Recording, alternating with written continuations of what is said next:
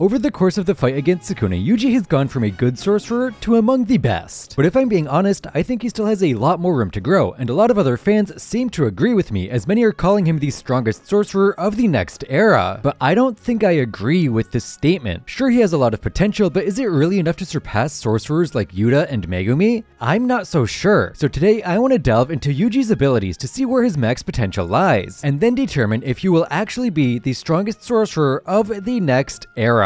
Let's start with blood manipulation. This is probably a super hot take, but I kind of think blood manipulation has more potential as an ability than Shrine. That's not to say Shrine is bad, but when you consider how blood manipulation functions, it can be incredibly powerful. This ability essentially allows the user to do whatever they want with their blood. We usually see it used for piercing blood, which essentially turns blood into a bullet, but that's just one of the many potential applications. We also see the ability used as a shield that's able to kind of withstand furnace by Chozo, and he also makes use of a buckshot in Supernova. Yuji made blood explode on a smaller scale as well, and Kamo made a net out of it. I mean, at one point we saw Chozo use the technique to flood an area and then slow down opponents by getting his blood on their clothing. It truly seems like one of those abilities where the sky is the limit. Oh, and I guess the human body as well for most people, but not for Yuji, as he is a death's painting, meaning he can turn his cursed energy into blood, so he doesn't have to worry about expending too much blood in the same way other blood manipulation users do. Obviously, he does have to worry about it to an extent, because it is tied to his cursed energy, and if he runs out of cursed energy, he will run out of blood. But that's not all that important, as Yuji uses his cursed energy very conservatively from what we can tell. This is because his natural physicality seems to hit so hard. And you know what pairs really well with a hard-hitting physicality? Flowing red scale, another technique within blood manipulation. The ceiling for blood manipulation seems incredibly high for someone like Yuji with all the benefits he has. And knowing Yuji, he'd probably find a few ways to innovate on the technique as well. If Chozo can come up with custom techniques like Supernova and Flowing Red Scale stack, I'm sure Yuji could push it even further. Maybe he could use the ability to create micro explosions. Or because Death's paintings can turn cursed energy into blood, he can find a way to transport positive energy through his blood via reverse curse technique. Or he could just push Flowing Red Scale even further to boost his already insane physicality, or find applications that have multiple uses, like a piercing blood that can also ensnare opponents if it misses, or a blood that rotates at extremely high speeds to slice opponents like Slicing Execution mixed with piercing blood. The options are endless, and the fact we don't know the upper limit is the main reason I say its potential is better than Shrine's. It's also the curse technique that I think Yuji would use more out of the two, and to understand why, we have to move to Shrine. Unlike blood manipulation, we know what the upper limit for Shrine is. It's Sukuna. We can all agree on that, right? The strongest sorcerer of all time is using his technique at its peak. That's a given. Okay, good. Here's the thing though, I'm not sure Yuji has the potential with Shrine that Sukuna does. I don't want to spend too much time glazing Sukuna, nor do I want to talk about Yuji's weaknesses quite yet, so I'll just say this. Being from the Heian era, Sukuna innately has an advantage with Shrine, as curse techniques in general were at their best during the era. We can even see this when we compare Sukuna's Shrine to Yuji's. Sukuna could just throw slashes wherever he wanted on command, whereas Yuji with his interpretation required a high level of control and precision, as we see him using it to cut off pieces of columns rather than throwing slashes the way Sukuna did, and the symbolism behind scissors also implies precision as well. This could be because the technique has a different interpretation in the modern era, but it could also be because of how Yuji is as a person. Yuji is a much more caring and careful person when compared to Sukuna, who is willing to cut down anyone that gets in his way, and I think this is reflected in their Shrine interpretations.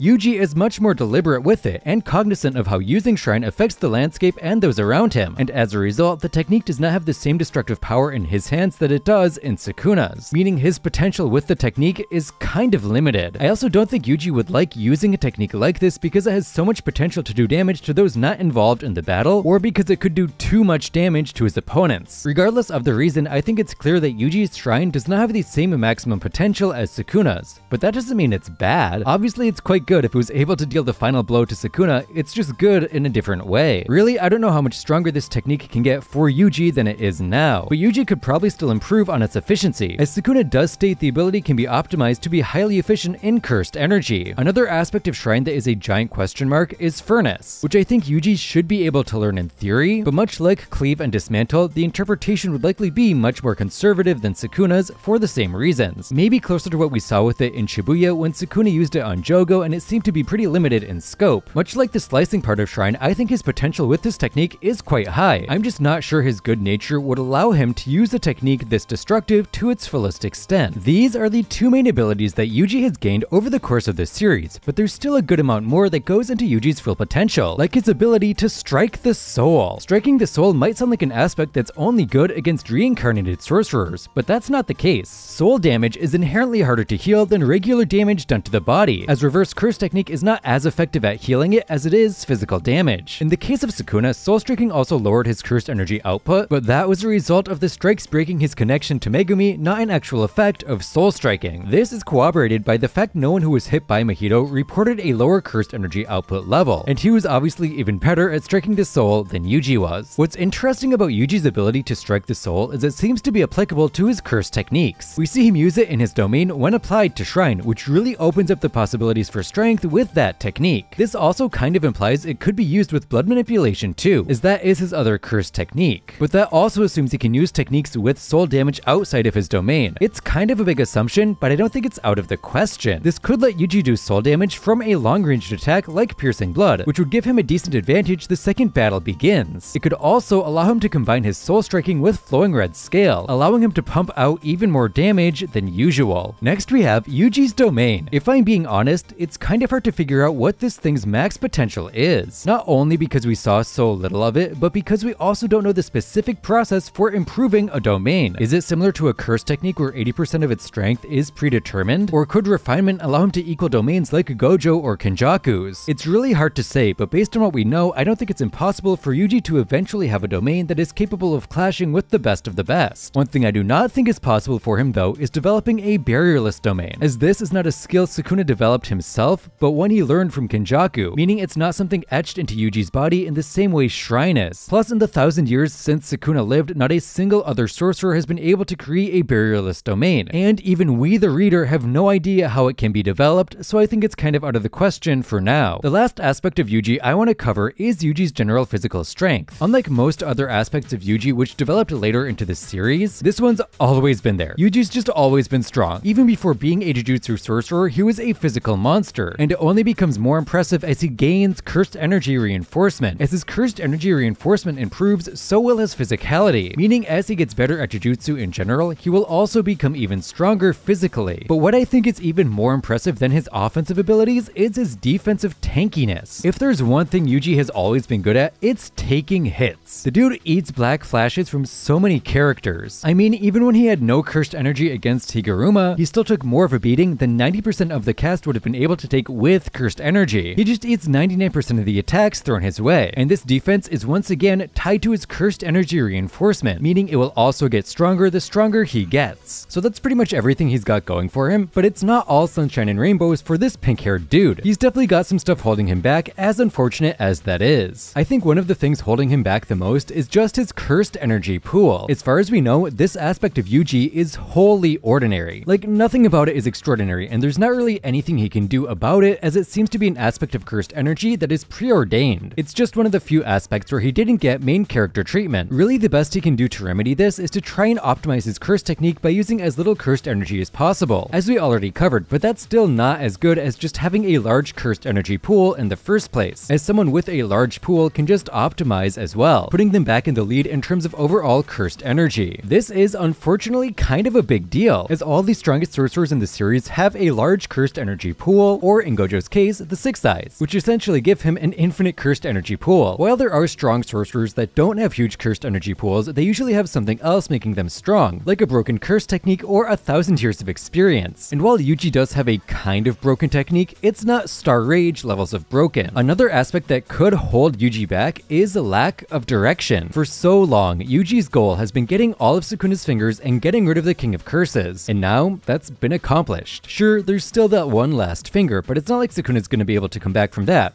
right?